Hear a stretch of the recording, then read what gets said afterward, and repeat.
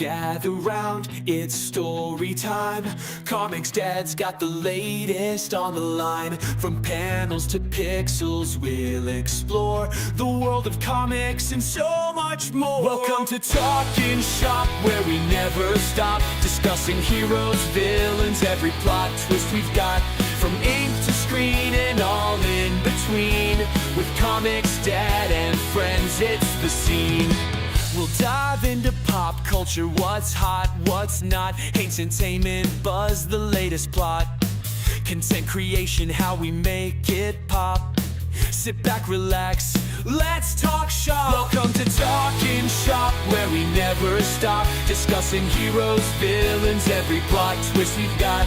From ink to screen and all in between, with Comics Dad and friends, it's the scene.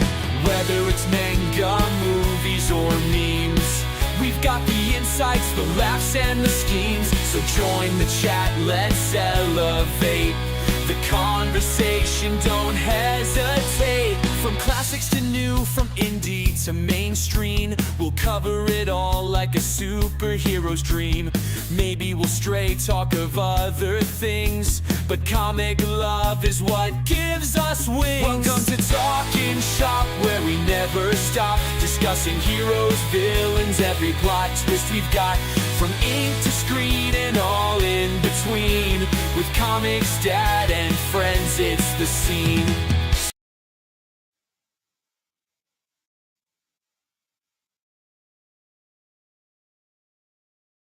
Hey everybody, Comics Dad here.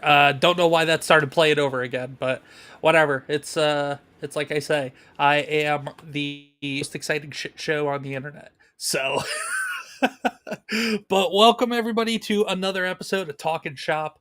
I am really excited for today's episode. We have a really great guest that I discovered over on X. I've been talking to back and forth. Really good guy. But before we get into that, let us first, of course, say hello to the chat. So first and foremost, John Ambler is here. Well, look who's first again. Comes in first again, of course. Hail, John Ambler. Panda Simone is here. Says, hail, Comics Dad. Hail, Panda Simone. How are you, lady? Good to see ya. Error of Fate is here. Hello, fellow humans. Well, hello, Error of Fate. Welcome back. Queen Comics Wife Elf says, hear ye, Her Royal Highness, Queen of New Jersey, formerly of New Jersey, has entered the chat and has graced you with her presence. Long live the Queen, Queen Comics Wife. That's a really lengthy way to say hello, Queen Comics Wife. Go fuck yourself. But awesome. And then so we've got 5 people over on YouTube hanging out, 2 people over on Rumble. Hey, the numbers don't really matter. I just appreciate that you guys are here to hang out with me and hang out with my awesome guests that I have on one every other week when I do the show. Oh yes. And before I introduce tonight's guest, I do have to share one thing, or Queen Comics Wife is going to kill me. This is fresh made bread that Queen Comics Wife made today. I know she hasn't put up her first cooking video yet for the pasta. I made my second one. But this is going to be the second video of this fresh made bread, and she wanted me to show it off. Delicious. Okay, there we go. You got your plug in, Queen Comics Wife. Thank you. But okay. And Brimstone just hopped on in and said Jersey bread. Hey Brimstone, what's going on, brother? But yeah, we have a very special guest, an independent comic creator who's going about funding his comics in a little bit of a different way than how a lot of the other indie comic creators out there are doing it nowadays. But from Dreams Uncharted, artist Webb Bleynat. Webb, how are you, sir? Doing pretty good. How about you? I'm good, man. I'm good. Hey, first and foremost, I didn't screw up your last name too bad, did I? You did not screw it up too bad. Now, nobody gets it right the first time. My last name exists to trip people up. It has an A at the end, but it sounds like an O. So the way it's supposed to be pronounced is Bleynat. And the reason why nobody knows that is because I could count on one, maybe 2 hands, the number of Bleynats that are in America. Okay. My ethnicity is so obscure you've probably never even heard of it. Waldensian. I'm sorry, what? Waldensian. See, I told you. Yeah, no, I'm a descendant of the Waldensians, who's like a small ethno-religious group living in the Alps between France and Italy. Huh. And so nobody has ever heard of my ethnicity. Nobody has ever seen my last name because there's just not that many of us. I mean, hey, that's fascinating, man. That's cool. I can't really say that I have anything nearly that interesting about me. Polish, Irish, Italian. I'm just a whole mix of Europeans that don't like the sun and drink a lot. So,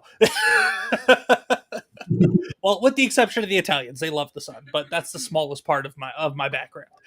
um, but anyway, man, thank you so much for coming on and hanging out. Obviously, we're here to talk about your books under the Dreams Uncharted brand and umbrella, but it wouldn't be Talkin' Shop and I wouldn't be Comics Dad. We first talk about just comics in general. So for those of you who have seen the show before, we start out every show the same way. We're going to talk about some books in my collection, my guest's collection, and just shoot the breeze about good old comics and how they used to be good, at least by the big two publishers. But so, Webb, since you are my guest, I will allow you to go first. What have you brought to share with us today, man? Well, I brought a few things. Some stuff that I think you guys should all check out. This is Tanks by Mike Sharp. He's a friend of mine on X, and I got this book. I think it's a lot of fun. Sort of like it's very basic. It's like you got these tanks, you got giant bugs. You need to use the tanks to go kill the bugs. It's a good time. And then this one I actually haven't read yet. I need to sit down and do it. That's Rohan Riley by my friend Blue Shack Comics. Right. You said that first one, Tanks. That was Mike Sharp, right? Yeah, Mike Sharp. Because I think I found him. Because I'm actually pulling up his X account as you're going through that. I'm going to share it with the chats here. So, ladies and gentlemen, that first book that Webb showed, Tanks, I just put the link into the chats to Mike Sharp's X account. So go ahead and go check him out. And then in terms of non-indie stuff, I'm sort of slowly working my way through this Morrison JLA omnibus here. Ooh. That's kind of what I'm doing now. And then after that's done, my next thing on my list is this Fourth World omnibus here. Oh, geez. See, I can't. I mean, the omnibuses are such a great idea and they're so cool, but I personally would get so worried about just messing up the binding because they're so large and they get so heavy once you get closer to the middle of the book that I'm just like, I'll just go and buy smaller trade paperbacks or other ways that the older books are reprinted if I have to. That'd be too much weight on the binding, and I don't like bending the bindings of anything. So, but that's I guess for me, I actually kind of got into excuse me, a little under the weather, but I got into comics on the back of omnibuses. Well, I guess it wouldn't be an omnibus because an omnibus is usually like one storyline. But I got into comics because I found like some large books with like collections of Superman and Batman from the 30s all the way to the 80s or so. That he had lying around, and that's how I first sort of started getting into comics. I never really went to the comic shops. I didn't like go through back issue bins. For me, it was reading through those old stories repeatedly, and that's sort of how I cut my teeth. I mean, that's fair, man, because yeah, I mean, unfortunately, because if I had to guess, you're somewhere around like your early mid-30s, something like that, somewhere in that range. Okay, yeah, 33. So you and I are pretty much right there, and that's kind of similar to my introduction to comics. Well, first it was obviously like Spider-Man animated series, the Batman animated series, all the stuff that we saw on TV before when we were just barely able to read. But then, because at least around me, there weren't really any comic shops at all. And I just happened to, there was one of my cousins happened to have a couple of collections, a couple of short boxes of comics, and it was typically or mostly Marvel, a little bit of DC. But whenever I would go over there, I would flip through, just he would like, grab out whatever, flip through a couple of comic books while I was there. And but yeah, like it wasn't really sitting down like you said, not getting into it the traditional way. It was because unfortunately just comic shops, I mean, they still exist, but they're just not, even when we were kids, not, people weren't scrambling to go to comic shops and go hunt down back issues and go find and go grab the newest, biggest, best story. I maybe for McFarlane Spider-Man around that time as that series went on, but there wasn't really, I can't recall a time where I saw people crowding a comic shop unless a shop was closing and doing like a 50% off sale. Well, you and I think, were born at sort of an awkward time anyway, because the whole thing with comic shops as a business model is it's terrible, terrible for getting in new people. Yeah. So we were sort of born after comic shops became the model, back in, I guess, the 80s is probably when that would have happened. Yeah, probably around that latter end, like 87, 88, Yeah. something like that. Yeah, so we didn't have the prior commitment, I guess, to comic books that was bringing people in there, and it's not. There's a bit of a learning curve, that's for sure, because you go in there and there's no clear starting point. It's not like you walk into Barnes and Noble. Here's my novel. I want to get the first book in the series, the second book in the series, the third book in the series. Yeah. You have the most recent one, and if you want the older ones, you kind of got to go hunting through back issues. Well, and then that's where kind of omnibuses were born from, and trade paperbacks and everything, because it's just, as unfortunate as it is, it's just more convenient to do stuff like that and reprint in an omnibus or just do trade paperback volumes instead of single issues. Like with my kids, I'm trying to figure out, my older one isn't really too interested in comic books and superheroes and stuff like that, but my younger one is. But so I'm trying to start now to figure out the best way or the best starting point for certain books or certain characters for her when she learns to read. Because she's not there yet. She's only 5, but so like in the next year or two, I gotta figure out where a good starting point would be. Especially for, she loves Spider-Man. She takes after dear old dad, so I'm proud of her for that. But yeah, it's really tough to find those jumping off points, even for people that have been reading for as long as we have. But even then, we weren't, like you said, we weren't even there to. We even had jumping in, started at a point where we couldn't even find the jumping in points.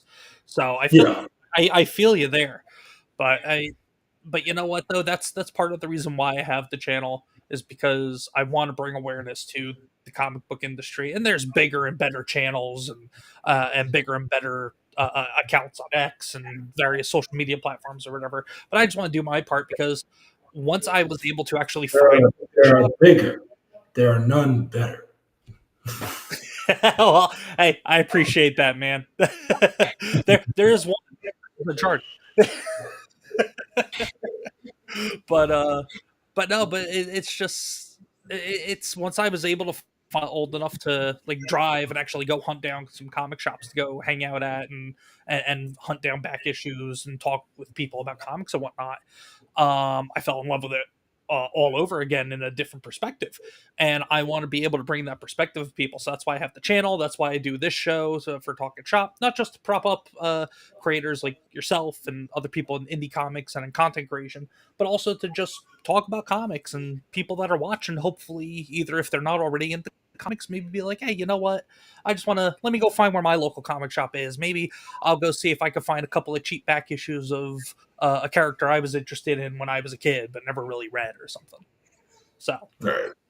but since you shared yours, I got a couple here. I'm gonna go in to share mine. So the first one I got here is I actually have Iron Man, the Invincible Iron Man, number 84. It's where Happy Hogan becomes the Freak, not for the first time, but the second time. So basically, what happens to that one for anybody that's not aware? Tony Stark created a machine that could heal people with all sorts of sciencey nonsense that anybody in reality is not smart enough to understand. But basically, in a previous issue, he had used it on Happy Hogan and turned him into a super strong, kind of temporarily mutated superhuman that they ended up calling the Freak. So in this issue, Happy Hogan's in the hospital on death's door, which I'm now realizing that they really did not like Happy Hogan back in the day. But so Tony Stark grabs it and is like, well, I hope he doesn't turn into the Freak again, but let's just use it anyway and see what happens. Well, he turns into the Freak and he gives Iron Man a beating, and he ends up in the hospital he's in, going down to, they had a cobalt radiation chamber in the hospital for some reason. And as the Freak, Happy Hogan absorbs all that radiation. And now at the end of the book, it leaves off with a cliffhanger of, well, where's he gonna go? He's a walking radiation bomb. So, but it's just a really cool book. I especially appreciate really like the cover. I mean, the art, the cover art from the 70s and 80s, and even the 60s, like, we don't get that anymore. Yeah, that's a big thing. I mean, the covers these days, I don't know. I'm not the first to say this, and I won't be the last, but it really is just a bunch of portfolio pieces. Oh, yeah. For a lot of cases. Well, I mean, and don't get me wrong, a lot of those people do great work, but it's almost like they're I mean, yes, it is art, but it's almost like you said, they're trying to show it off because they want their covers to be pretty and they want people to hang the covers on the wall, not because they want the people to read the inside of the book. Yeah, I don't know. Comics is almost a lost art in a way at this point. Just because, I don't know, at this point, it has gotten so far away from what it was originally intended to be that, now the covers don't work like covers because you don't need to sell them in a newsstand. Mm-hmm. And the stories don't work like stories because they're written by Hollywood rejects and not people who like. Yep, and the activists with the self inserts and all that stuff too. Yeah. But yeah, man. State. Yeah, well, and it's like you said with the newsstands. Part of the reason why the covers from back then are so vibrant and so fantastic and appealing is because they needed to draw eyes to the covers for them to sell. Nowadays, Absolutely. They don't need that. Now it's just you got people that are just told what to buy, basically, and they go buy it. Because, here's my Poland's. Yeah, exactly. Or because or their comic shop recommends it because they need to sell 30 copies of the 50 they ordered from the distributor so they could just break even. So they're just out there pushing whatever new books they get in, regardless, so they can. And again, it's the current comic book shop model. It's just, unfortunately, it's not a. It's really hard to make money in being a comic book shop. So, and that's where I think part of the pitfall is as well.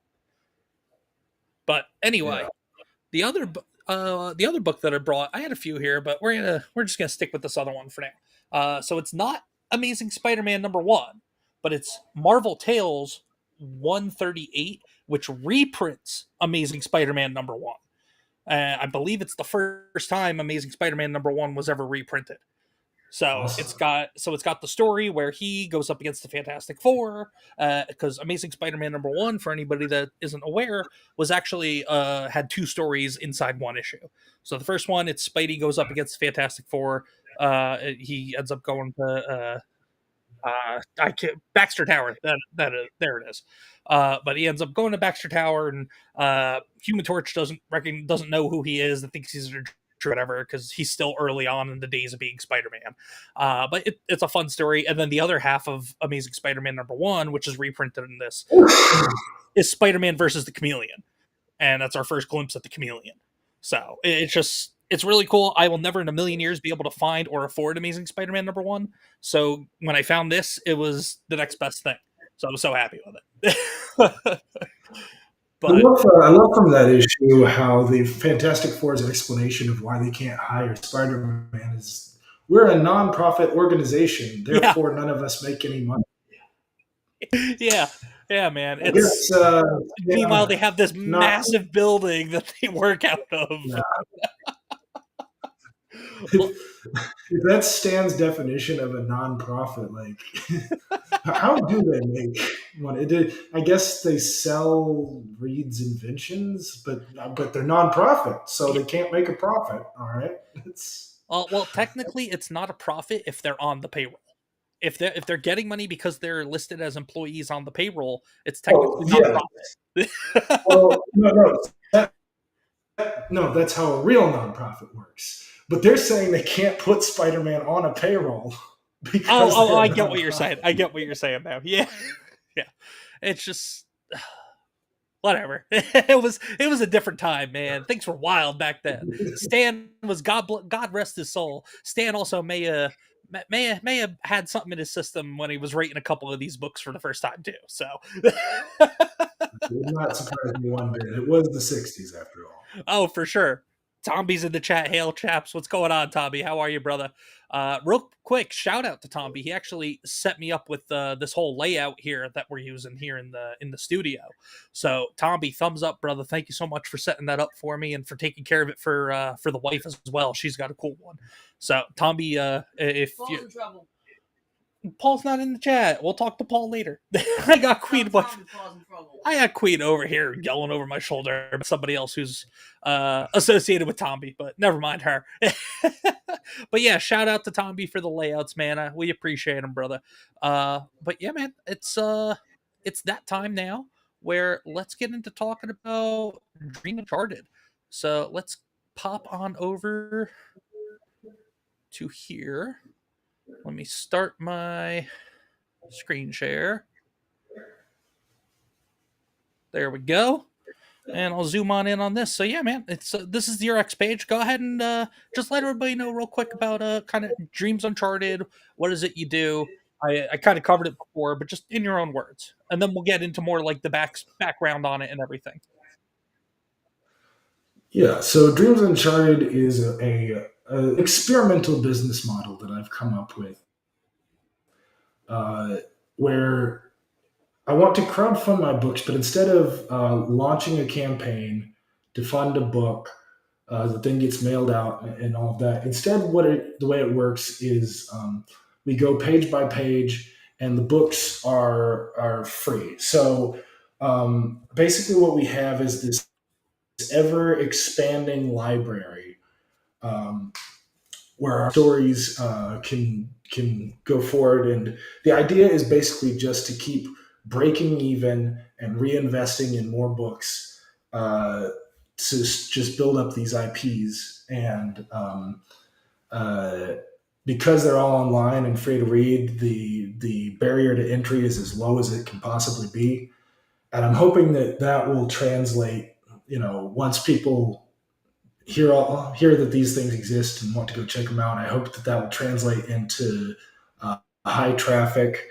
And I really want to make comics that will reach a broad audience and change the world. That's what I want to do.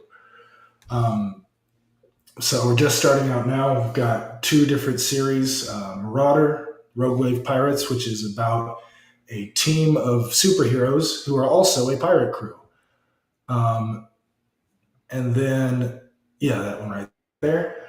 And then we've got High Treason League, which is, I call it a manga comic. I'm aware that that's technically redundant, but it sort of gets across. It's kind of styled in an Eastern way, but it reads left to right, and it's full color. And it's basically a story about a group of warriors. They have these life force-based powers. It's called Vitos, but if you want to think like key energy, it could sort of be a good starting starting point. It's a little different from Key, but it's more physical in a lot of ways. But it sort of gives you the idea. So they have these abilities, and they're going to use them to try to take down the World King, who's, I guess, mismanaging the world that they live in. Yeah, and when I first, because the way I stumbled across you at first really was just I was getting on X, and because I noticed that a lot of independent comic creators are just on there, so I was just searching, and I was checking out different pages and different profiles and going to their links and everything, and most of the link, or 99% of the pages I clicked on, maybe 95% of them, all went to like Kickstarter, Indiegogo, Fund My Comic, all these just crowdfunding pages. And not to say that the crowdfunding model is bad or a bad way to promote your books or anything, because that's how the majority of people do it. It works.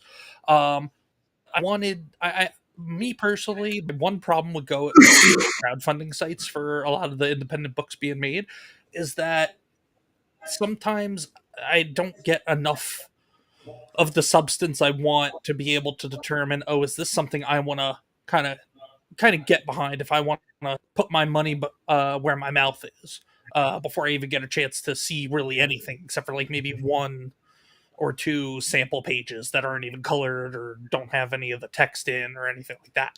So when I came across your X account, and then the link first off went to your website instead of to like any kind of crowdfunding or anything, that immediately was like, oh, what's this guy about? What's this company about?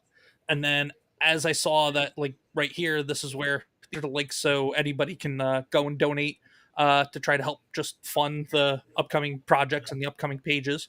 But yeah, once I figured out that's kind of was the way that you were doing it, it really intrigued me, because like you said, it is a very different way of going about this. It's a very different business model compared to how pretty much everybody else does it for the most part.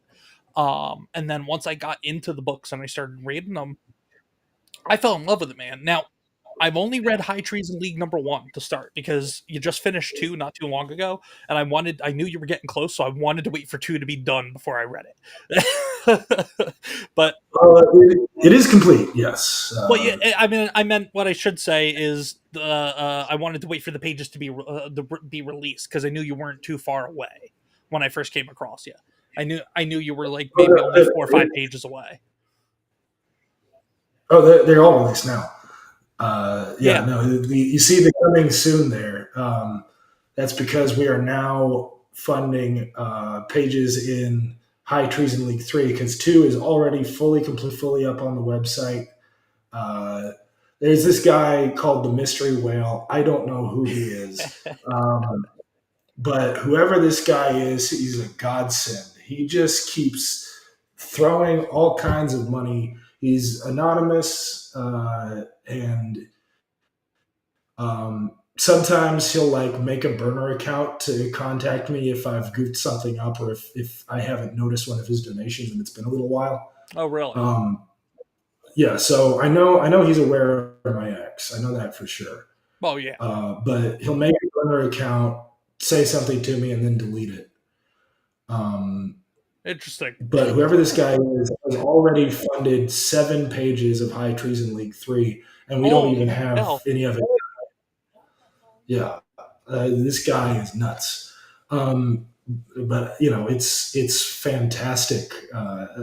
This is the kind of thing that most people dream of.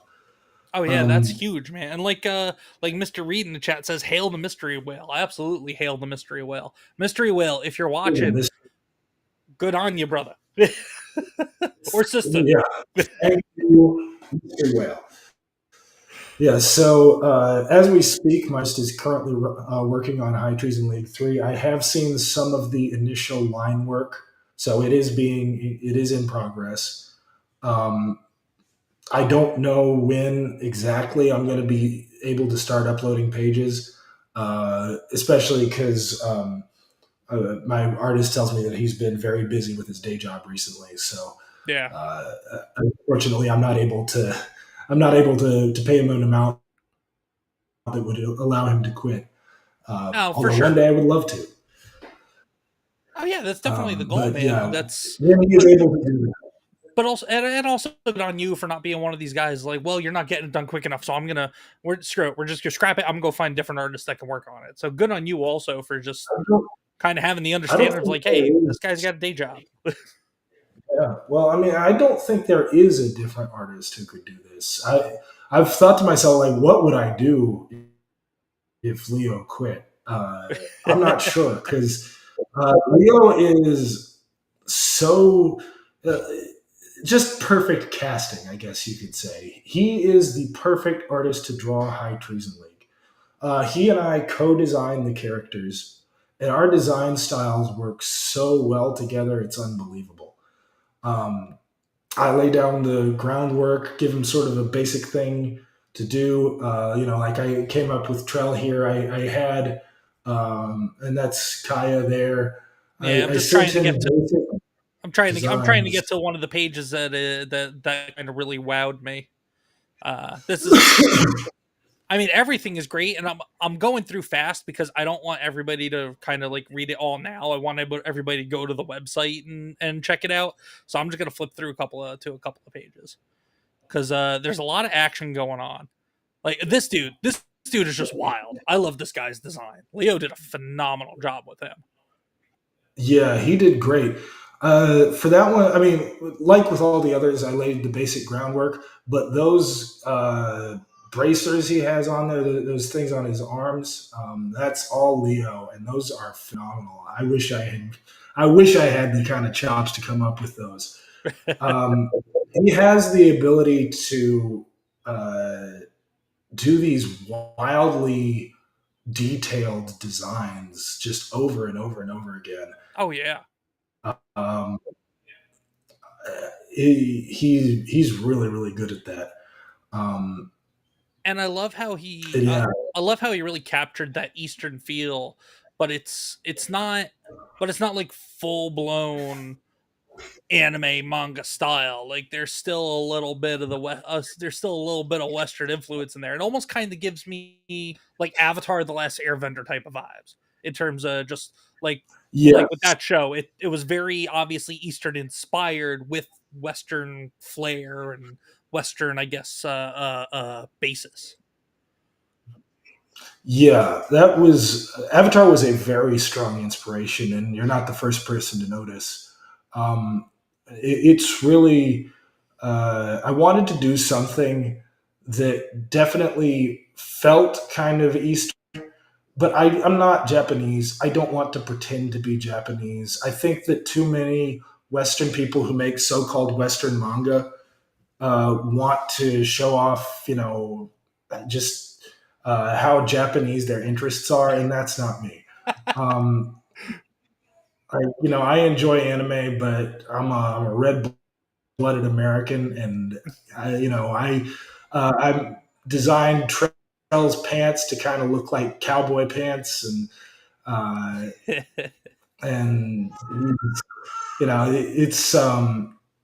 it's not supposed to be. It's not pretending to be Japanese. Yeah. It's very much its own thing.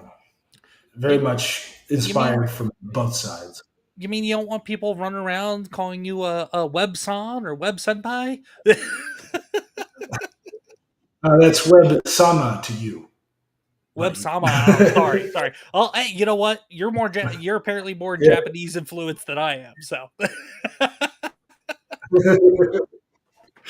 but no, this is. Yeah, I really love the action in this, though. Like it's very, it's very very heavy in martial arts type of combat as opposed to like energy blasts and like wild superpowers and all that. I mean, like Trell, yeah, he can manipulate and use fire, but that's kind of the wildest thing that we see in this, which is cool because it's more grounded. I mean, yeah, they all have like superhuman strength basically, but it's more hand-to-hand combat than it is like energy blast and laser eyes and gusts of wind out of nowhere.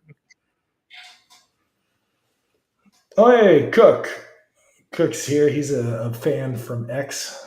Hey. Yeah, it does also sort of feel Chinese or like manhwa. I didn't really read a whole lot of manhwa when I made it, but I think Leo did, and that's probably where some of that's coming through. But Gotcha. it's funny. A lot of people say that it does look very Chinese, and especially with Trell's outfit, he's got this kind of red and black thing, red and black and gold thing going on. Yeah, I It's get sort that. of those colors. And then Baron Arat looks pretty Chinese, but I didn't really have that in my mind when I made it. But these days, um, I'm married to a Chinese woman, and China is a huge like part of my life. Back then, it had virtually nothing to do with it, so it was almost sort of prescient. Oh, okay. So these were all so High Treason League and Merauder. These were all things that ideas and concepts you had in your head for quite some time. Then. Yes, I've been slowly building up for a very long time now. Yeah. Well, let's since I mentioned Marauder, let's hop over to Marauder, the Rogue Wave Pirates a little bit. Now, for this one, you only have the one full completed issue out, and I think the second one is what, 6 pages in so far, if I Yeah, 5 or remember 6 correctly. pages. Yeah. I can't So, remember exactly where thereabouts. but I did read the whole first one, and it had me scratching my head a little bit at first, kind of trying to figure out, well, what the hell is actually going on here? And then when you get to the last like 10 pages, 8 pages, my eyes just kind of open up. I went, oh, oh, oh. But it still leaves me with questions though, still, which I'm excited to see as people donate and you're able to release more pages on that. But just the first issue itself, you did a good job of building up the suspense, just in the story of laying the groundwork for who this main character is, and then in the back half of it, oh yeah, by the way, there's this main character we're focusing on. You know nothing about her yet. There's there and she knows nothing about her yet too. Um, she it does take a hard left turn, and I think that that's what is going to be so fun about this book going forward is that this is a book where uh, the heroes are adventuring on the high seas, and it's a world that looks sort of superficially like ours, Mhm. but really anything can happen, especially in places where there's not a lot of people around to go looking for it, right? Yeah. So that's going to be sort of the sense of adventure where they're going to be going around, um, finding these hidden sort of mysterious either threats or adventures or cool things to explore. Meanwhile, the you see here this guy. This is an admiral in the United States Navy who's also in cahoots with the Kraken monster that shows up a little later. The Navy's going to be chasing them around.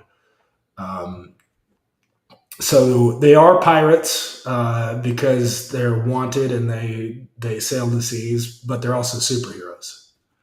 Yeah, and also your team on this, because Leo didn't work on this. You had a separate team of guys working on this one, right? Yeah. This is David. His handle is Neo Rocking Visuals or on Twitter, and he is fantastic. This guy can do things with colors that are just unbelievable. You could just see it just in this page alone with this.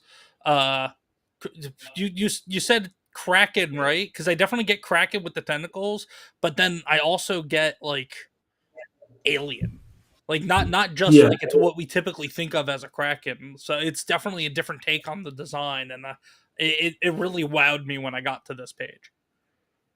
yeah, it's very like jellyfish inspired, Yeah. and it's definitely a different look than what one would usually think of for a kraken. That's for sure. And I think that's part of the reason why I loved it so much, because typically people are like either one of two things. Kraken is either like a giant octopus or it's tentacles, but then some kind of like fish face, giant ugly fish face type of head monster on the end of it, as opposed to this is completely different from all.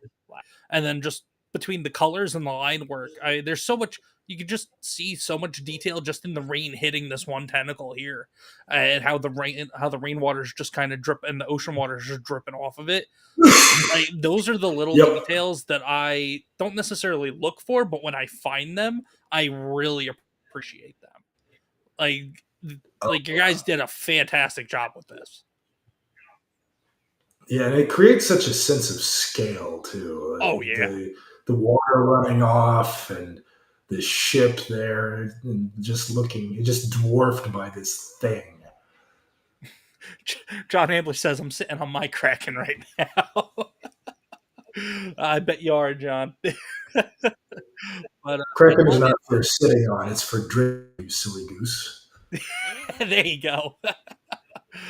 But yeah, man. And then this is just so you got blurbs on here, just kind of like what you've been discussing, just kind of about the stories and about your beginnings with your brand of Dreams Uncharted and everything.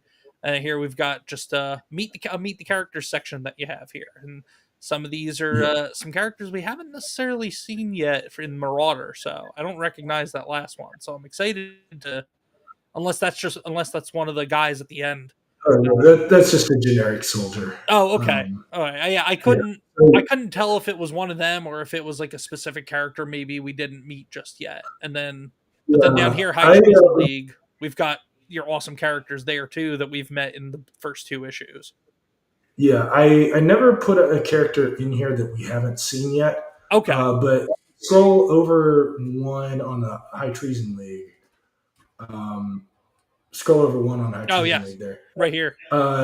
Yeah, she's a new one that I uploaded when during the time when issue 2 was being uploaded. So she wasn't there in issue 1.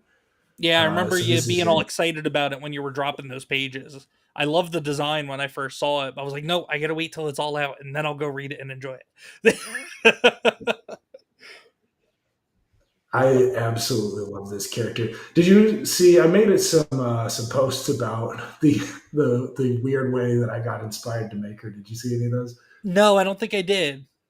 Yeah, so she is inspired by a flower called the ghost orchid. She's called Aurelia the Ghost Orchid Knight. Okay. But I have never in my life seen a ghost orchid. I think they're like down in Florida somewhere, and they're not anywhere that I've ever been. But U-Haul trucks happen to have like these fun facts about states on the sides of them. And I saw one, I think it was for Florida actually, and it had something about the ghost orchid on it. And so I saw that, and I'm like, man, that's a really cool flower. I don't know how that ended up with me turning it into a knight. I mean, I can kind of see, because I looked it up here. That's what we're looking at now.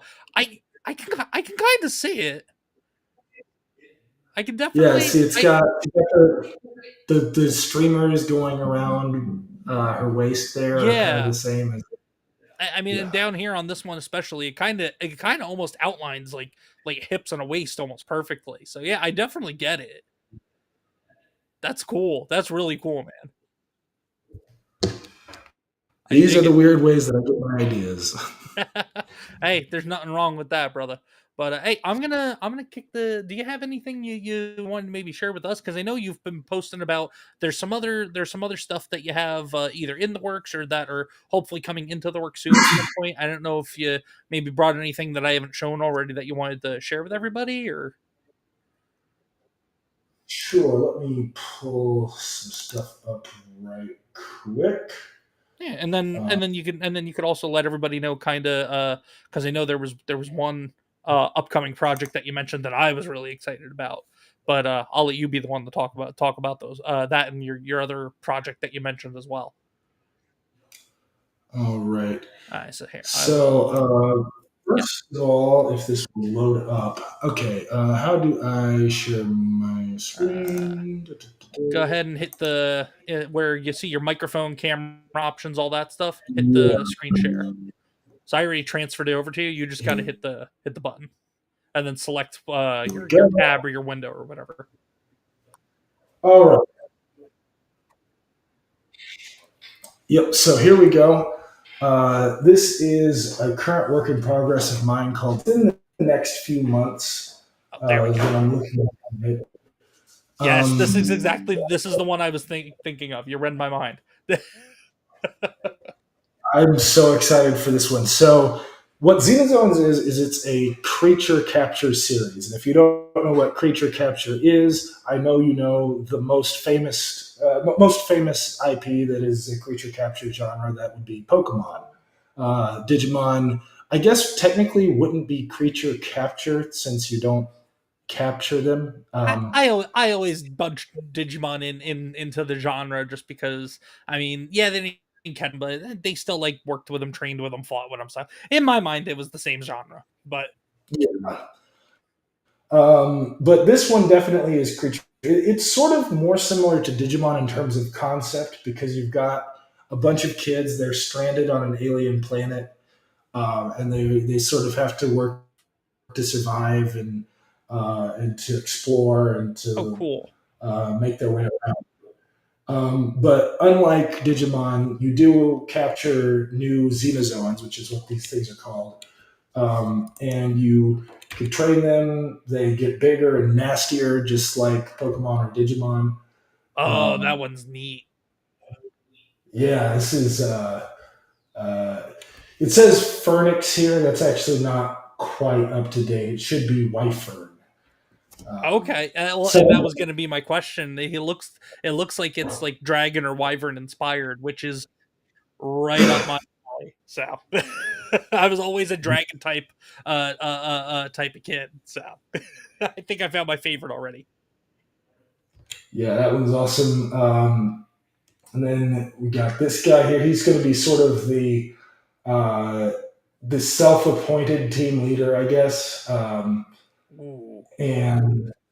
But you can tell he's sort of a kid going through his edgy phase, and that's all very much intentional. Yeah. I was going to ask, is he kind of like the edgelord of the group?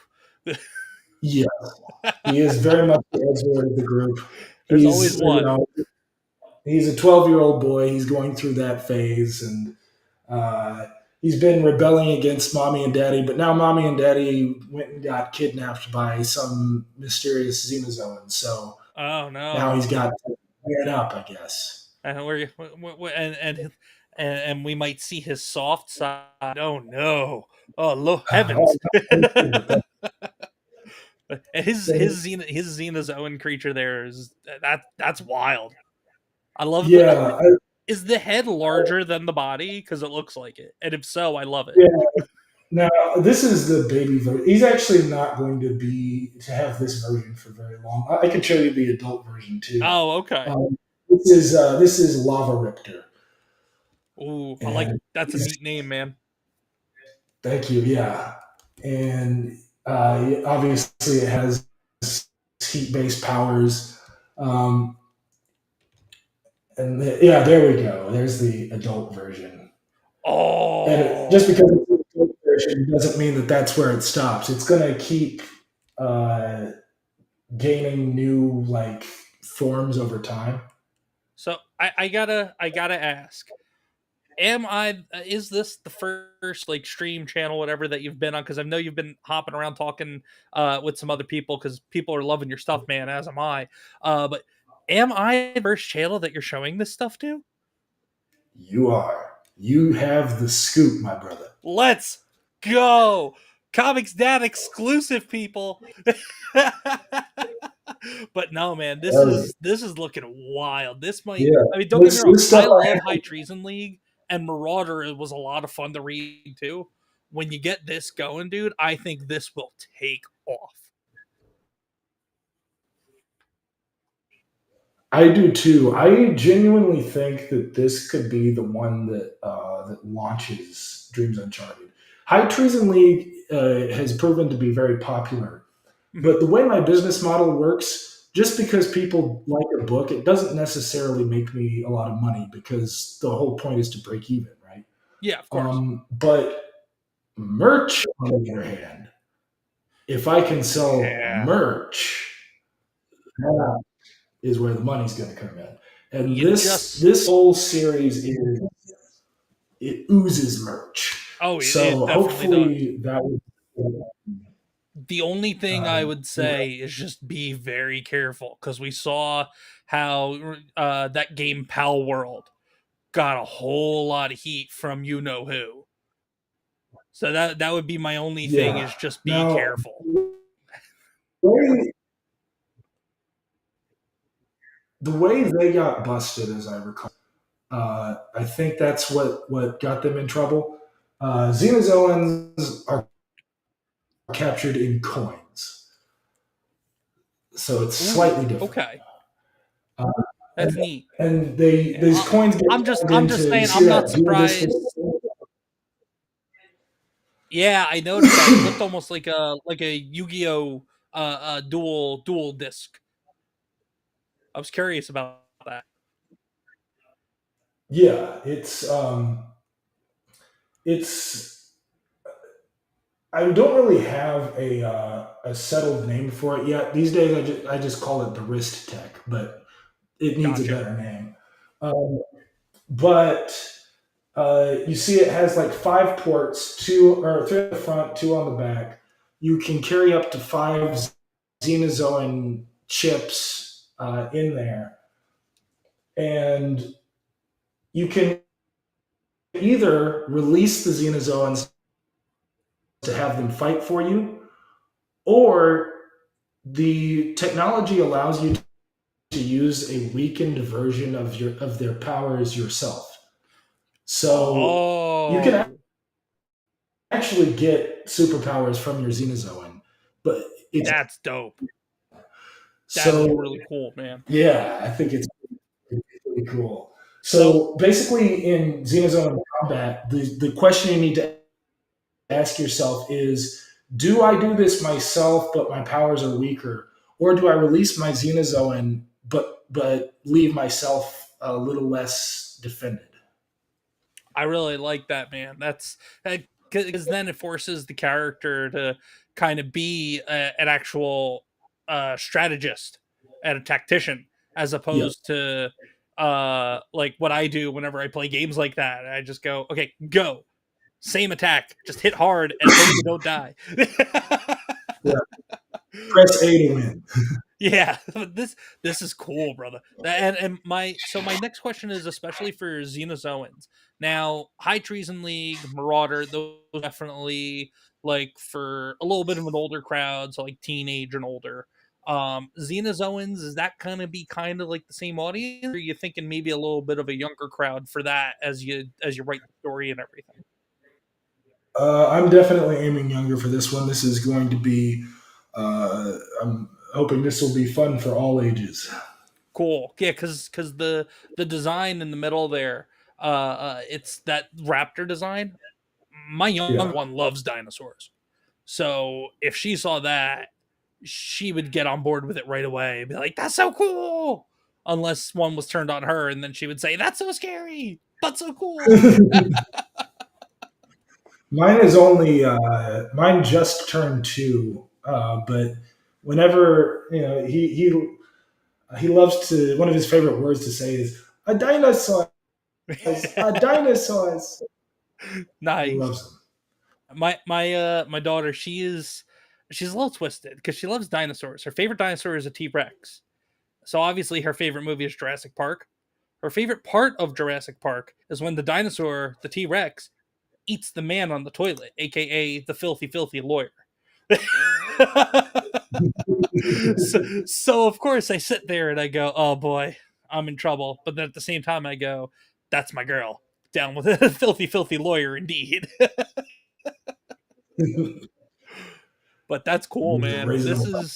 This is good. I can't wait for you to get to the point where you're ready to start releasing some stuff for this. Yeah, this is definitely gonna be like I said, High Treason League is awesome. Marauders, I can't wait to see what happens next. This, I think, definitely is going to be like you were hoping for. I think this is definitely going to be the thing that puts Dreams Uncharted on the map. And then that'll lead people to hopefully go to High Treason League and Marauder and pick up on these other awesome worlds that you're building in as well. But this is definitely an awesome idea. I love the designs, and it's a smart move on your part too to do something like this.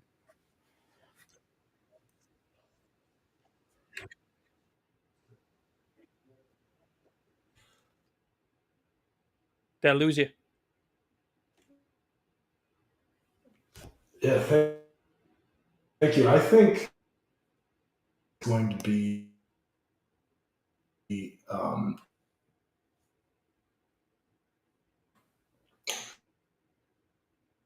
if anything can do it, this can do it. No, for sure. Can you hear me? Yeah, you're kind of stuttering in and out. Oh, and I think we lost him completely. Oh, hey, Webb, if you're listening, man, try to hop on back in, and I will get you back in as soon as we can. Oh wait, hold on. I think he's coming back in. Yeah. All right. Well, Webb was having Webb was telling me before we started the show he was having some internet issues, and so he was working off. Oh. Okay, hold on. Think we're about to get him back. But yeah, but he's working off of his mobile hotspot. So please, everybody, please forgive just the channel, the production, the show, everything as a whole. We're doing the best we can. But yeah, it was very unfortunate the timing. Webb was telling me he was having just kind of right before we got on, that he was having internet issues. But we've made it work up to this point, so I've had my fingers crossed. So Webb, thank goodness that your hotspot was holding up for as long as it did. But yeah, I'll keep the seat open for you, man. So if you're able to come back in here, we can keep talking. We keep talking about all your good stuff, dude. But yeah, everybody, let me switch the screen share back over to me. Play screen share to me. But yeah, it's Dreams Uncharted is the page, is the website, and Webb is he's really doing something different, like he was saying, with the fun, with the way that he's funding it, the way that he's going about just kind of releasing page by page as he hits his milestones for funding. Um, but really, everybody, if you can, go out there, go support Dreams Uncharted. Uh, oh, hold on, I think we got him back. Hey, there he is. I'm alive. There you go, brother. I'm not sure what happened. No, I have returned. You're working off a hotspot, dude. It's all good. I get it. I was just saying, I don't know if you heard. I was telling everybody watching that it was considering you were working off a hotspot. I was happy that you were able to hold on as long as you did before you had the problem there. But yeah, I just gave the screen share back over to you if you had anything else. It looked like you were trying to pull something up. Yeah, let me load something up right quick, and I'll take it because I am about to show one more thing that has not been seen anywhere else yet. Oh my goodness, Comics Crew, we're getting another Comics Dad exclusive here. Be psyched. I'm going to show you guys one page of the upcoming comic book Snipe Hunter, which is going to be taking place in the same universe as Marauder, but they're not really going to interact at first. Okay. But it is sort of vaguely in the same reality. It's his world premiere. That's right. Yep. Yeah, so I saw you posting about Snipe Hunter. The initial designs that you were posting, it looked really cool. I was really curious if it was because I didn't know at first if it was going to be its own series or if she was going to be making an appearance in one of the other titles. So she is getting her own series. She is getting her own series. Yes. Okay. Cool. So basically, she's going to be we're getting some of her backstory here, but she is a half elf archer who she gets stuck in a magical world. It's not like a different world. It has the same geography as our world, just kind of overlaid on top of it. I'm I'm She listening kind to of you. I'm just trying to go and find your post, one of your posts on X showing the design, the initial design, because I want people to be able to see that and then compare it to this. yeah, I can actually pull up the original design here. Oh, okay. Let's see, because yeah, we can see what the character looks like. Um, So a half elf, and then so I'm already getting like very fantasy inspired, fantasy meets reality inspired type of deal. yes, um, yeah, it's fantasy, but she grew up in our world, so until she was 8, so she's not like by the time she's an adult, she knows enough about the magical world to kind of know her way around, but she's also not so knowledgeable um, that it's all like familiar and known to her. So we're going to be following her adventures as she's the bodyguard of the Elvish princess, and the princess has gotten into a habit of running all over the globe and adventuring and making her dad very unhappy. Um, so I already of like course, it. what was that? I was saying, no, I already like the princess just from the sound of that. Yeah, absolutely. Um, and so, as her bodyguard, Snipe Hunter is going to go with her, and they're going to get into trouble and go on adventures. But there's going to be deeper, darker things happening in the background, especially involving her father. And let's see. Because when the whole fantasy meets reality thing is because I'm a D&D player. I'm a tabletop RPG player. My wife loves playing tabletops with me. We haven't been able to, unfortunately, in the last few years. But like her, whenever we do play, especially if we're playing in like a high fantasy that has the traditional fantasy and roles, she almost always is playing a half elf, a high elf, some kind of elf ranger. She loves the ranger class. She loves elves. So this series will be right up her alley just because she will immediately love your main character there. So Queen Comics, if you're still hanging out and watching from the other room, you get eyeballs on this and be excited. Fantastic! It sounds like I've already a fan. So And that's then the princess here, design there. princess. So that's Princess Ignatiara,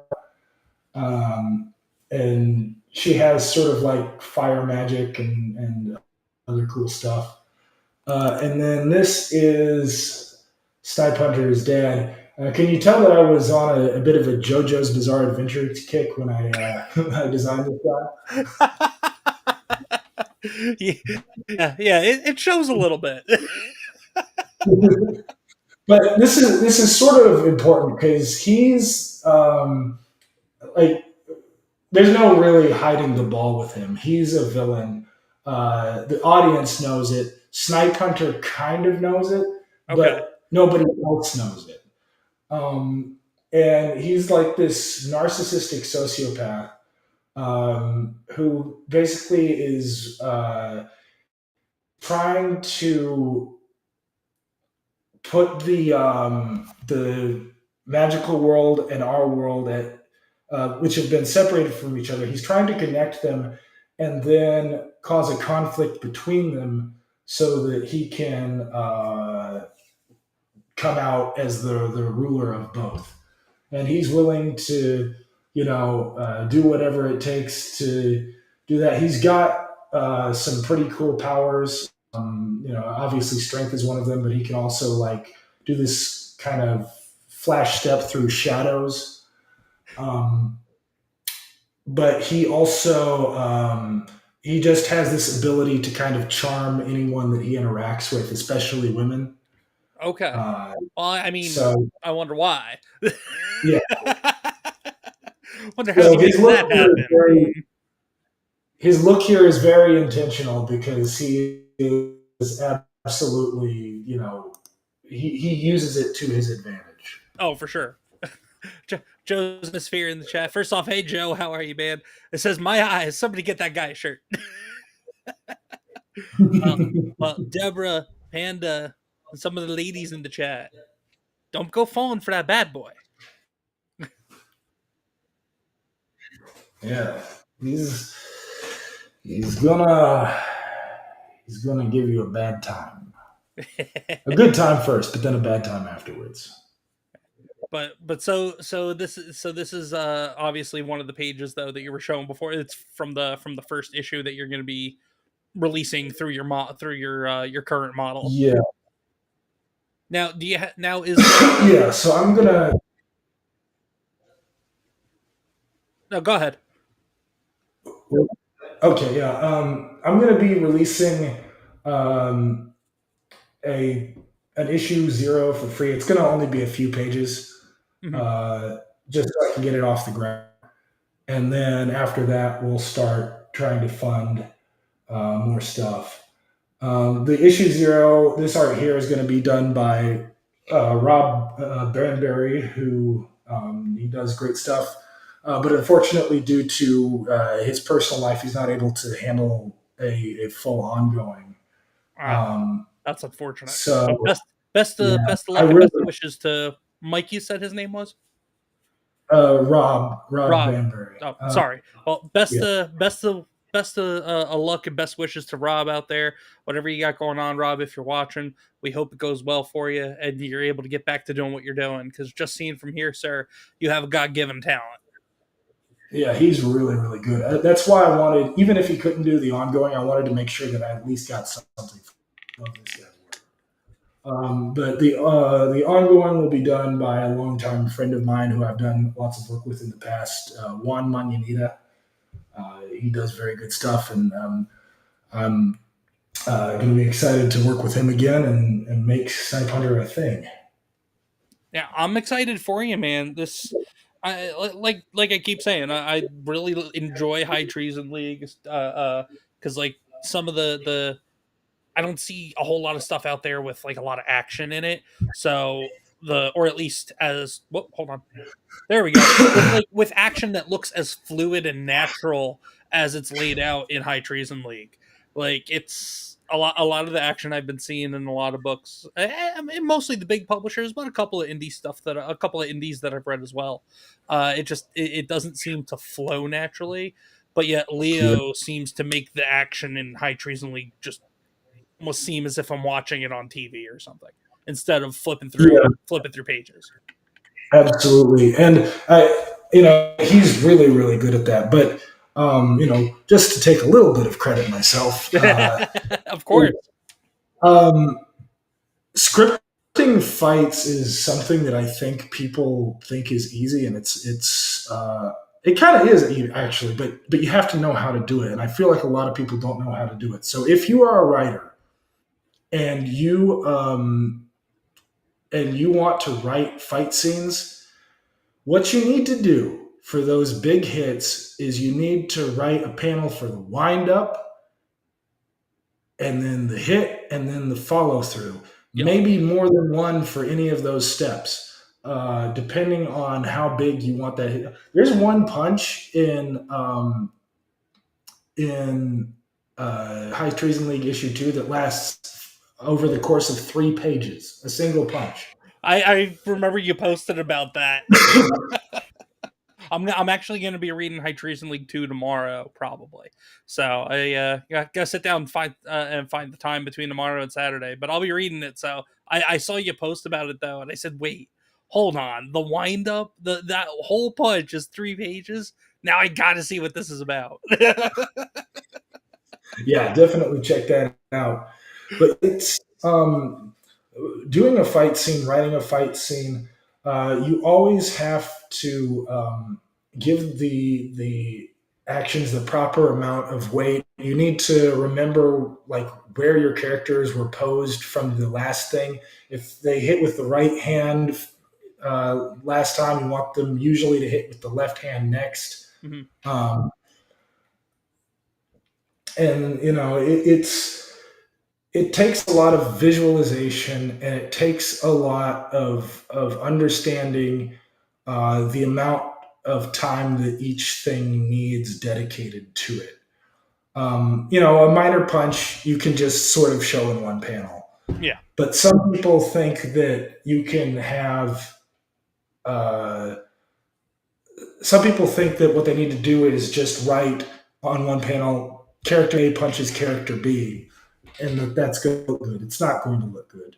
If you want to have that punch be solid, you got to have the wind up, you've got to have the hit, you've got to have the follow through. That's how, and then sometimes even after that, you might want to have them like flying into something as like an extra follow through. Yeah, what I've been seeing in a lot of stuff is that usually it's just like mention of the hit coming, or so like you don't see the wind up, but like talk about the wind up, which is kind of odd. But then the actual contact, which looks cool, but then you don't see the follow through, and then all you see is just the character on the receiving end flying into something. You don't really, I haven't seen a whole lot really of like the whole, like you were just laying out. You got to see the entire, you break it down into stages to see the whole action. And I haven't been seeing that, especially in these more quote professional books with these bigger publishers and the whole story teams and art teams and all that stuff. And so it's just, it's a shame that these quote unquote professionals are not able to do that on such a large scale, which is why we need more people like you and Leo and teams of you guys and a lot of these other independent creators. You guys all need to be propped up more, and that's why that's why I do this show. That's why I do my, I don't know if you've seen them, I have a monthly video series that I've been called Indie Comic Highlight, which don't worry, I've got you lined up for one, but I had you coming on the show, so I was like, all right, let's get him on the show first, because that's basically going to be like an hour-long indie comic highlight. So, but it's just, the indie comic scene needs to be propped up more, and the likes of Marvel, DC, like specifically those two, I mean, there's maybe a couple other, the bigger publishers that maybe can get some flack too. But for the most part, it's the ones that everybody's kind of sick of at this point. Marvel and DC, like a lot, not all, but a lot of the people working at those two companies have just been kind of phoning it in. They just want to collect their paycheck. They just want to get paid for their pages, and they want to move on with their life. And it's unfortunate because we as audiences want to be able to see what they're thinking of in their heads, and they're not putting it on paper for some reason.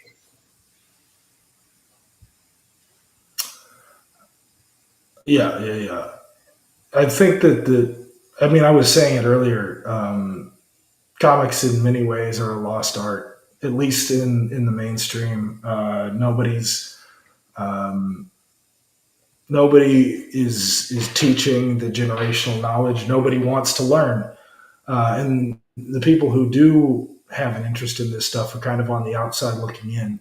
So it's important to have this sort of have these ways to kind of boost each other up. I've noticed that a lot of people in comics treat networking like it's a dirty term. I don't, for the life of me, understand that. Yeah, was that you that posted that yesterday or today? I saw it was either you or somebody else that I follow. I think it was you that posted something about that earlier on X. I was getting in a fight with some other person who was, I don't know, she was trying to say that the establishment has been in place for 40 years and it's not just going away. And the whole thing had a sense of like, well, don't even try. What do you mean, don't try? No, it's there was a world before Disney. Should the Lord tarry, there will be a world after Disney. God willing. If anything, they're weaker now than they've ever been. Oh yeah. Well, Can you imagine? It used to be that the joke was that, Mickey Mouse would never ever fall into public domain because Disney wouldn't let them. Disney doesn't have that kind of power anymore. no. Um, Well, and look at what happened with Steamboat Willie. Fell into yeah, public domain just last year. it is. It used to be that you could slap a Star Wars label on a can filled with cow turds and you could sell it.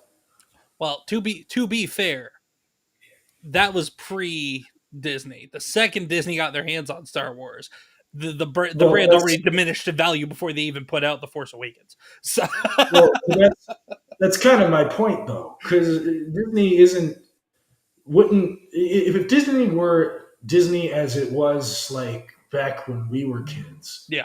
Wouldn't them owning Star Wars be a boon to the brand? Like Disney sure. was on top of the world,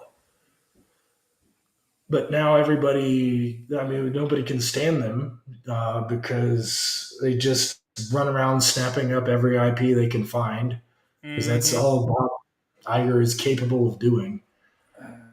That's all he knows how to do is buy The only thing he things knows how to and do. tell people to remake things that are 30 years old. Yeah.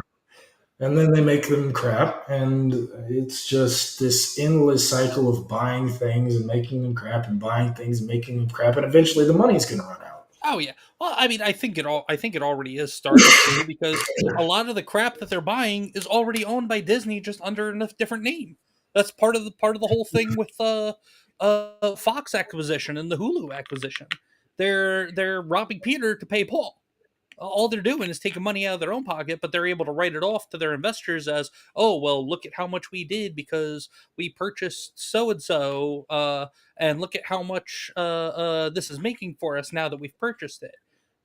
You mean it's making money based off of money that you used when the money that you're spending on it was already money that was kind of cycled back around through another that you had previously purchased, that it's just kind of around and around and around it goes.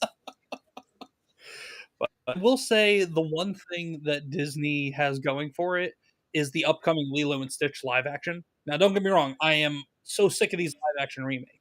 That is the one because I love Lilo and Stitch. It was one of my favorite movies as a kid. It's one that I am excited about because the kids are excited for it. But outside of that, Disney whole is pretty much dead in my mind. And then Marvel is at least Marvel Comics on the comic side. Marvel Comics is hanging on by a thread as far as I'm concerned. There's one thing keeping me reading Marvel Comics still, and that is Jonathan Hickman and Mark Cicchetto's Ultimate Spider-Man. Yeah, I don't know. Marvel Comics is in this weird position where I don't know if they're allowed to fail. It's such a small money thing to Disney anyway, just to, I guess, keep them around. And they need something for the movies. I did have somebody tell me today that the Thunderbolts was decent. I don't know if that's true or not. I've heard mixed things about it. I've heard some people say that it's a lot of fun, like not necessarily end game level good, but like Yeah. it was fun. It was a serviceable movie. It had its moments where you're like kind of on the edge of your seat once or twice, and there's good chemistry between them. But then they're all at the same time. I hear that they're all misfits. They're all outcasts. They're all kind of edgy and grumpy and kind of riff on each other the entire time. Like, well, that's kind of who the Thunderbolts are, given the characters that are in the Thunderbolts. But like at the same time, it kind of seems like it's rehashed because Marvel movies have kind of done that whole just one-off like back and forth banter thing for so long that if I go and see that and that's what these characters are doing too, yeah, the delivery may be good and that's a testament to the people playing those roles, but like it still would feel like the same old thing been seeing for the last 5-6 years in my mind. So I'm really hesitant if I want to see it or not. Yeah, I'm kind of on the fence too. I don't know. I mean, they could always turn it around. Literally, the only thing they'd have to do is not suck. all they have to do is hire a few people who know what they're doing and not suck, and they could turn the whole ship around. All they got to do is hire people that will sit down and all their job is to read the damn comics. That is literally all they need to do. I don't know what it is about comic books as a medium, man. It doesn't matter how high they climb. It's just nobody ever takes them seriously. These movies back in the day were making billions with a B. Oh yeah, billions. At what point do comics become something that you take seriously? When, I don't know, people like I'm trying to think of maybe who would be good executives to run like a comic book movie studio. I don't know, like the likes of maybe a Rob Liefeld and maybe a Todd McFarlane, maybe a Jonathan Hickman, maybe I don't know. I'm trying to think of some of the other writers that I've really enjoyed from back in the day and also recently. But yeah, you need people that are actually involved in comics to go and make the comic book movies or the comic book TV shows, and that's really what needs to happen. Yeah, that is what needs to happen. But of course, none of those people are in the club. Yeah, of course. Hollywood is a club, and they're not in it. Well, and Rob Liefeld is a thorn in Marvel's side right now, anyway. So yeah, Rob and Marvel are not on good terms. No. At all. Which just Marvel keeps. Rob Liefeld is no saint. I know that he's had issues with fulfilling campaigns and stuff, but for sure. But Marvel really, how many times are they going to step on the same rake of not treating their creators right? How many times does that need to happen? Until they literally go out of business. That is probably how it's going to go. Evidently.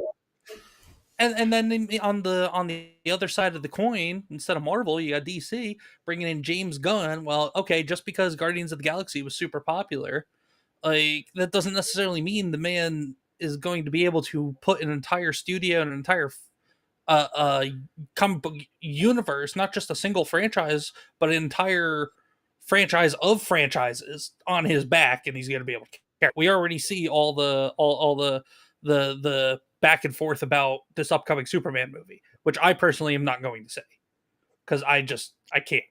Everything I've been reading, everything I've seen, I just can't do it. I'm not the superhero fan or Superman fan to begin with, and just everything that's out there just makes me even want to see it less. I haven't been tempted in any way to go check it out, and I'm kind of annoyed. I mean, Henry Cavill, terrible movies that he was in, but a fantastic Superman. For sure. The way that they've misused him is just mind blowing, and now they're going to cast some other guy. I don't know. It just almost feels like a slap in the face, no matter what they do.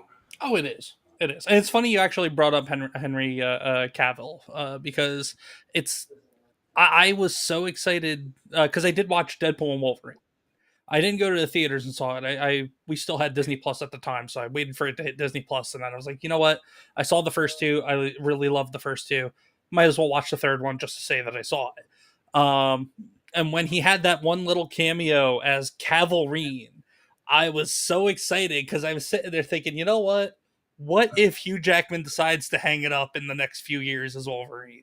What was we saw the potential of what we would have. And no matter what, because Henry Cavill is one of those few actors that he actually understands the source material. And if he doesn't, he will go and read the source material or watch or get invested in the source material for whatever project he does. And between Superman, between Superman, just that quick cameo as alternate universe Wolverine, The Witcher, how they screwed him over Netflix and that team managing the Witcher show screwed him over on that because he wanted to stay true to the source material of both the books and the games. And they said, nah, kick rocks. Unbelievable. Unbelievable. Now I'm just hoping that Amazon doesn't screw him with this Warhammer show. Yeah, one would hope. I mean, I've never cared much about Warhammer. It's just not my thing. I don't like grimdark stuff. Yeah. Because personally, for stories with, hope and triumph and not just like this endless grind of warfare. But if I were a 40K fan, I would not trust anything now as far as I could throw it. No. When was the last time? No, go ahead. Like, when was the last time there was a good adaptation of something? I'm trying to think. Honestly, I would have to just from things that I've personally seen, not even from like watching reviews of or anything. The last thing I can remember that was a good adaptation of something was or at least in terms of like comic book or nerd culture type of stuff, was probably Big Hero 6. And that's pushing what, a decade at this point, if not a little more. I remember watching that in college, and it had been out for a while at that point. It's been a long time. Quate says Sonic. I did not watch Sonic, but I've heard that was good. Yeah. The Sonic movies were good. I was kind of just stuck in the comic book train of mine. I mean, and yeah, IDW has the Sonic comics, but I mean, Sonic is first and foremost always a video game character, so I wasn't really thinking that. But yeah, great point. The Sonic movies are all really well done. One Piece, that's another way. It was shockingly good. I never thought One Piece could ever make it in live action. How they pulled that off, I don't know. Well, I never really doubted if One Piece would be able to be pulled off in live action. What I doubted was once we found out it was Netflix doing the live action, because everybody knows how Netflix is with doing their live action adaptations of manga and anime. Yeah. I mean, hell, look at look at Full Metal Alchemist, look at Cowboy Bebop. God, Cowboy Bebop was awful. If you didn't watch it, don't. No, I avoided that one like the plague. I got through half the first episode and I said I can't do it. Well, that, and also I couldn't help but see Harold instead of Spike the whole time I was watching it. I could just see Harold and White Castle and Neil Patrick Harris. I couldn't see Spike in the world of Cowboy Bebop. But yeah, man, it's unfortunate, but let's see. We're coming up here right about on our time. So how I like to kind of close out is obviously my name's Comics Dad, so I am a father. You, Webb, are a father yourself, and with being a father comes the ever long, ever proud tradition of dad jokes. So I gotta ask you, Webb, do you have a dad joke locked, loaded, and ready to go? Oh, I should. I guess because my kids are not at an age where they understand like complex sentences yet, I might not be as ready as I should be. Fair enough. And I know I'm springing this on you. I purposely don't tell people about this part because I like to see what they come up with.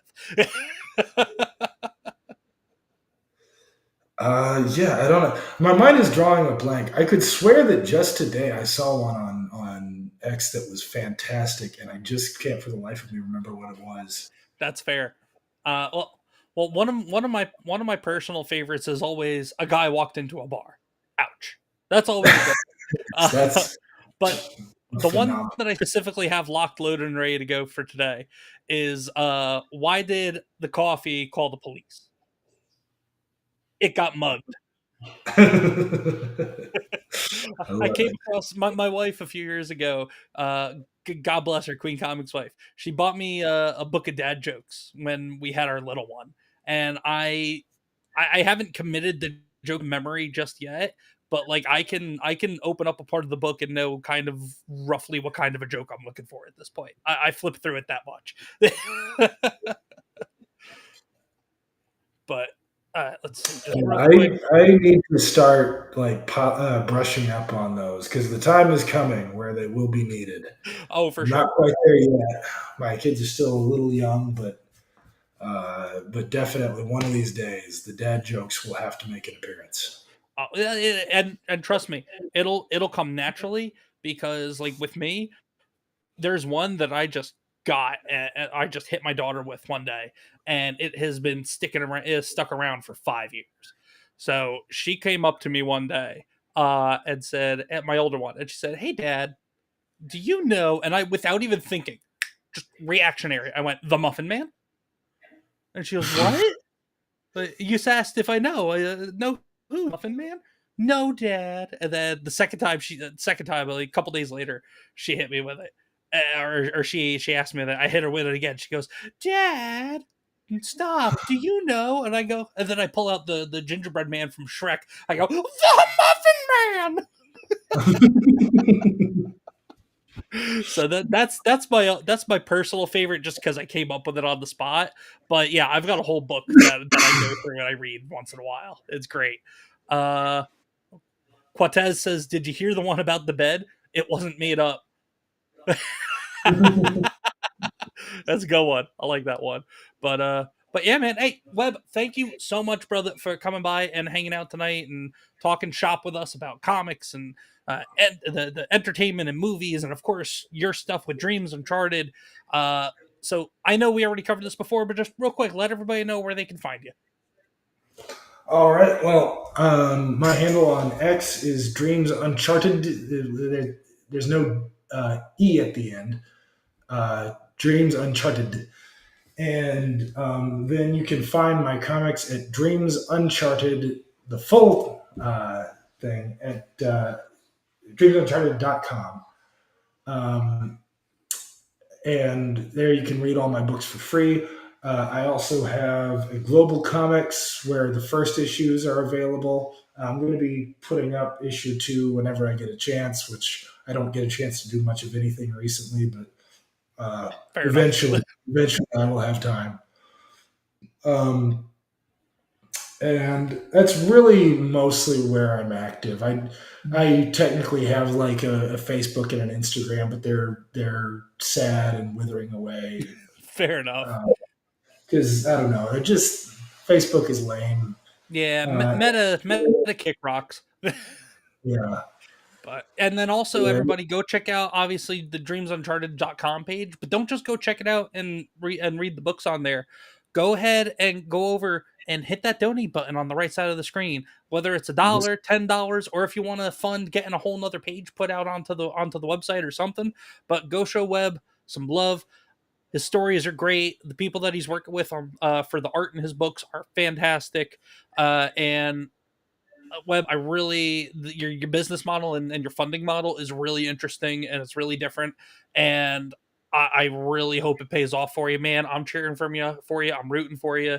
And if you ever want to come back on and talk, whether it's Snipe Hunter, Xenozoans, or whatever else you got cooking up, man, or even if it's just more of Merauder and High Treason League, you're always welcome back, brother. It's been an absolute pleasure having you. This has been a fantastic time. Hopefully next time I'll be a little livelier. I'm kind of under the weather right now, but this has been a great time, and I've really enjoyed it. No, you're good, man. You're good. I appreciate you coming on. If I knew earlier, I would have said, "Hey, let's just reschedule." But you stuck it out like a trooper, brother, and I appreciate it. So I just realized I didn't get to hit my proper intro video, so we're gonna close out with my welcome video for announcing my guests. And you strike me as kind of the guy who get a kick out of it. So let's give a round of applause to Webb. Let's give a round of applause to you guys, the chat. Real quick here. Thank you everybody so much. Round of applause to you.